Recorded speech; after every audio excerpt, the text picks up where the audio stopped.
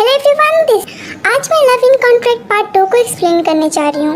अगर आपने इसके फर्स्ट पार्ट को नहीं देखा है तो प्लीज़ आप लोग देख लीजिए, जो कि मेरे चैनल के आई बटन में मिल जाएगा और मैं इसका लिंक भी डिस्क्रिप्शन में प्रोवाइड कर दूँगी। एक और चीज़ फ्रेंड्स, प्लीज़ आप सभी मेरे चैनल को सब्सक्राइब कर दीजिए ताकि मुझे ऐसी मोटिवेशन मिलती रहे और मैं जल्द से जल्द आप सबके लिए इसके बाकी पार्ट्स भी लेकर आऊँ। सो आप सबको ज़्यादा देर ना कराते हुए हम वीडियोस की शुरुआत सेंगुन से होती है, जो अपने अकाउंट से ह्यूज अमाउंट अपनी केयर टेकर मिस मियो को ट्रांसफ़र करती है। यहाँ उसने बहुत पहले उनसे प्रॉमिस किया था कि वो उनको पैसों की कमी नहीं होने देगी। यहाँ सेंगुन के थ्रू एक फ्लैशबैक देखते हैं जहाँ सेंगुन इना ग्रुप की इकलौती हायर थी और उसकी केयर टेकर मिस मियो गैंगजिन ग्रुप के किसी हायर से उसकी शादी करवाना चाहती थी ताकि उनका बिजनेस और ज्यादा स्ट्रॉन्ग हो जाए, लेकिन सेंगुन उन्हें मना कर देती है और वो उस समय केवल 20 साल की थी। बैक टू द प्रेजेंट, सेंगुन 13 साल से मिस मियो को पैसे भेज रही थी, लेकिन अब वो सोच के खुश हो रही थी कि क्या होगा उनका अगर वो उन्हें पैसे देना बंद कर देगी। जब भी उसके पास मिस मियो की कॉल आती है और वो उसे मिलने के लिए एक रेस्टोरेंट में बुलाती है। सेंगुन तो पहले ही उनसे खफा थी, इसलिए आते आते कहती है कि वो उनके बुलाने पर नहीं आई है, बल्कि उसे उनसे कुछ बात करनी है। ये सुन के वो सेंगुन के लिए टी ऑर्डर करने जाती है और यहाँ सेंगुन सोच रही होती है कि वो मिस मियो से बदला लेने के लिए 13 साल से उनको पैसे देते हुए आ रही है, लेकिन अब वो उनको पैसे देना बंद करना चाहती थी क्योंकि वो मिस मियो को खुद के सामने कमजोर होते हुए देखना चाहती थी जब भी उसका रिवेंज पूरा होता, और ये चीज वो आज ही करने वाली थी। मिस मियो उसकी फेवरेट टी लेकर उसके पास आती है जो उन्हें आज भी याद था, और वो उससे कहती है कि अब वो उसे पैसे सेंड ना किया करे, जिससे सेंगुन हैरान हो जाती है और उसका प्लान फेल होते हुए नजर आता है। मिस मियो बताती है कि अब उन्हें उसके पैसों की जरूरत नहीं है, जिसे सेंगुन कहती है कि 13 साल से बिना कुछ सोचे वो उसे पैसे लेते हुए आ रही हैं, लेकिन आज वो उसे ऐसे जताने की कोशिश कर रही हैं जैसे वो उनकी फिक्र नहीं करती है। वो उन्हें टॉन्ट मारते हुए कहती है कि लोगों को लगता है कि वो उसकी लाइफ सेवियर है, लेकिन सच्चाई उन दोनों को ही पता है। इतना कुछ सुनने के बाद भी मिस मियो बिल्कुल रिएक्ट नहीं करती हैं। कुछ सोचने के बाद सेंगुन खुश होते हुए कहती है कि सही है, अब वो और ज्यादा रिच हो जाएगी, और वहाँ से जाने लगती है, जिससे मिस मियो उसे रोक कर कहती है कि बहुत टाइम से उसने उनसे सही ढंग से बात नहीं की है और वो उसे अपने पास बैठ के कॉफी पीने के लिए कहती है। लेकिन सेंगुन उस रात का इंसिडेंट भूली नहीं थी। वो गुस्से में कहती है कि उन्होंने कैसे सोच लिया कि वो उनके साथ बैठ के कॉफी पिएगी, और वहाँ से वो चली जाती है। जब भी हम उस रात का इंसिडेंट देखते हैं जब गैंगजिन ग्रुप के सारे फैमिली मेंबर्स डिनर कर रहे थे और सेंगुन वहाँ गुस्से में आके सब कुछ तहस नहस कर देती है क्योंकि उसे गैंगजिन ग्रुप में शादी नहीं करनी थी, और शायद उसी रात हेजिन ने सेंगुन को देखा था और जिससे उसे सेंगुन से फर्स्ट साइट लव हो गया था। जियो इंट्रोवर्ट काइंड पर्सन था, इसलिए वो ज्यादा किसी से बातचीत नहीं कर पाता था, इसलिए आज वो अपने काउंसलिंग में आया है जहाँ सिखाया जा रहा था कि लोगों से किस तरीके से बात करते हैं। उनकी काउंसलर उन सबको असाइनमेंट देती है जिसमें कुछ क्वेश्चंस होते हैं जिन्हें उन लोगों को अपने फ्रेंड से, अपने कलीग से, अपने फैमिली मेंबर से पूछ के फिल करना था ताकि वो एक दूसरे से बात कर सके। बाद में एक क्लाइंट सेंगुन को अपनी एक डॉटर के स्कूल में ले जाता है जहाँ वो चिल्ला चिल्ला के सेंगुन को उसकी मदर इंट्रोड्यूस कराने लगता है, जिससे वो बच्ची रोने लगती है और सेंगुन गुस्से में वहाँ से बाहर आ जाती है और वो एक बच्चे की पिक्चर को नोटिस करती है जो बिल्कुल ही खाली था। जब भी वो क्लाइंट उसके पास उसे वापस लेने के लिए आता है, जिससे सेंगुन उस क्लाइंट पर गुस्सा होने लगती है कि उसने कॉन्ट्रैक्ट उससे एज अ वाइफ साइन किया था, ना कि मदर, जिससे वो आदमी उसे जबरदस्ती अपनी डॉटर के पास ले जा रहा होता है। और वैसे ही सेंगुन उसे किक करने जा ही रही होती है, लेकिन वो रुक जाती है और यहाँ सेंगुन का एक अलग ही स्वैग देखने को मिलता है। बाद में सेंगुन अपना मूड फ्रेश करने के लिए गोंगनम के साथ एक रेस्टोरेंट में जाती है और वहाँ स्कूल में हुए सारे इंसिडेंट को बता रही होती है।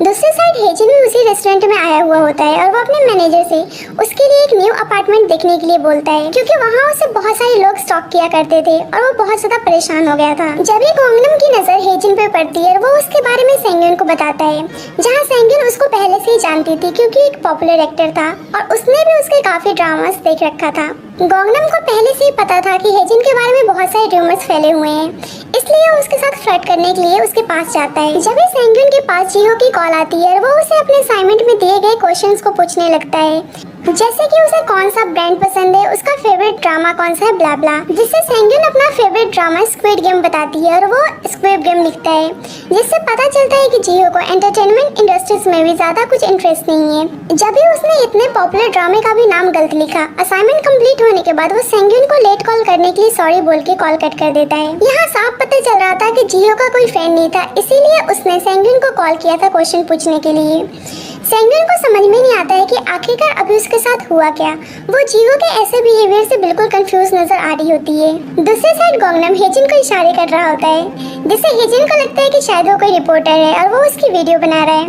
इसीलिए वो धीरे से अपने मैनेजर को उसके बारे में बताता है। मैनेजर को लगता है कि शायद उसने रिकॉर्ड कर लिया कि हेजिन अपना अपार्टमेंट को चेंज करने वाला है, इसलिए वो उससे उसका फोन मांगता है।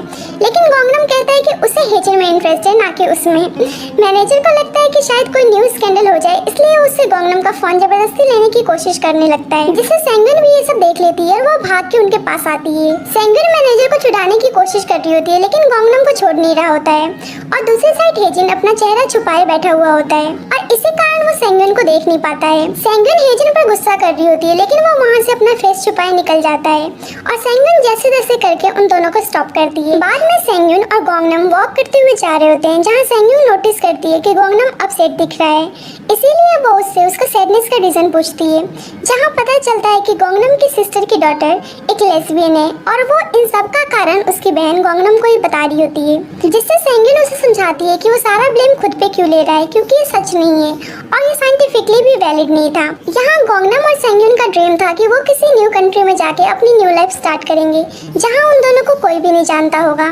सेंगन चाहती थी कि कोई उसे ऐसा पार्टनर मिले जो उससे बहुत ज्यादा प्यार करे और जहाँ उसे मैरिज की रिक्वायरमेंट ना हो, क्योंकि वो शादी कर करके थक गई थी। जब दोनों घर पहुँचते हैं तो सेंगन के पास मिस मीहो का मैसेज आता है कि अब वो अपना नंबर यूज नहीं कर रही हैं और उन्होंने उसका नंबर भी डिलीट कर दिया है। ये मैसेज पढ़ के सेंगन गोंगनम से कहीं दूर जाने के लिए कहती है, जिससे गोंगनम उसे कनाडा जाने के लिए सजेस्ट करता है। सेंगन मिस मीहो को कॉल कर रही होती है, लेकिन स्विच ऑफ बता रहा होता है और जिससे वो फ्रस्ट्रेट होकर कनाडा जाने के लिए सहमत हो जाती है। लेकिन गोंगनम को समझ में नहीं आ रहा था कि वो दोनों कनाडा जाके करेंगे क्या, जिससे सेंगन उसे अपना सारा अवार्ड्स दिखाती है जो उसे मल्टी टैलेंटेड होने के लिए मिला था। जब गोंगनम सेंगन को मिस्टर पेमेंट की याद दिलाता है, क्योंकि सेंगन ने उसे अपने रिटायरमेंट के बारे में नहीं बताया था। सेंगन सोचती है कि उसने अपने सबसे बेस्ट क्लाइंट को इस बारे में बताना कैसे भूल गई, जिससे गोंगनम उससे कहता है कि सही में तुम भूल चुकी थी या तुम मिस्टर पेमेंट को अपना रियल हस्बैंड समझने लगी हो। वो उसे टीज करता है कि तुम पक्का मिस्टर पेमेंट को लाइक करती हो।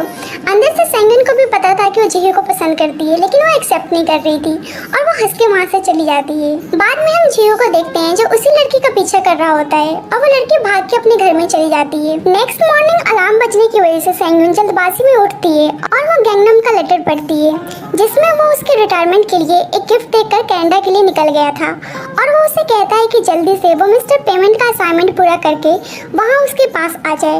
रात में वो जियो के साथ डिनर करने के लिए जाती है और उससे बात करने की कोशिश करती होती है और उसकी फूड की तारीफ करती है, लेकिन उसमें हिम्मत नहीं हो रही होती है कि वो अपने रिटायरमेंट के बारे में कैसे बताए। यहाँ पता चलता है कि हेजिन भी इसी अपार्टमेंट में 3rd फ्लोर पे रहने आने वाला है और जियो 2nd फ्लोर पे रहता था। सेंगन कॉल करके सारी बातें गोंगनम को बताती है। गोंगनम को पता था कि वो उसे लाइक करती है, इसीलिए वो उसे समझाता है कि वो अपने पर्सनल चीजों को अपने काम के बीच में लेकर ना आए और वो उसे कहता है कि जल्दी से वो उसे सच बता दे। आज संडे होता है और सेंगन आज का दिन खुद के साथ स्पेंड कर रही होती है। हम देखते हैं कि गोंगनम ने उसे एक ब्यूटीफुल कार गिफ्ट किया है और वो उसे देखकर खुश जाती है और कार ड्राइव करती है और कुछ पल खुशी के अपने साथ अकेले बिताती है। मंडे को वो फिर डिनर पर जियो के पास जाती है, लेकिन वो उसे कुछ नहीं बोल पाती है। वेडनेसडे को अगेन हम उसे उसके साथ ही देखते हैं, लेकिन उसे लगता है कि शायद जियो बीमार है, इसलिए वो सोच रही होती है कि वो एक बीमार पर्सन को कैसे हर्ट कर सकती है।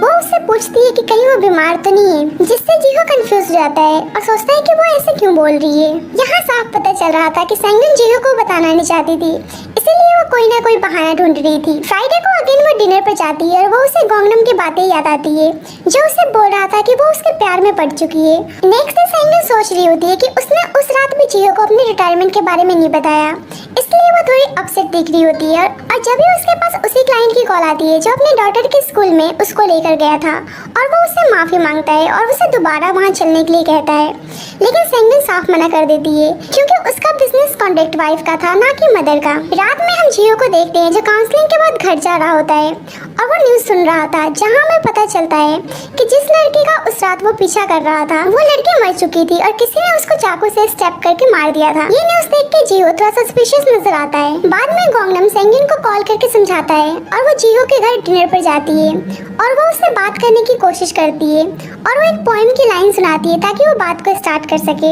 जिससे जिहो आगे उस पोएम को एक्सप्लेन करने लगता है और बताता है कि वो उसका फेवरेट पोएम है।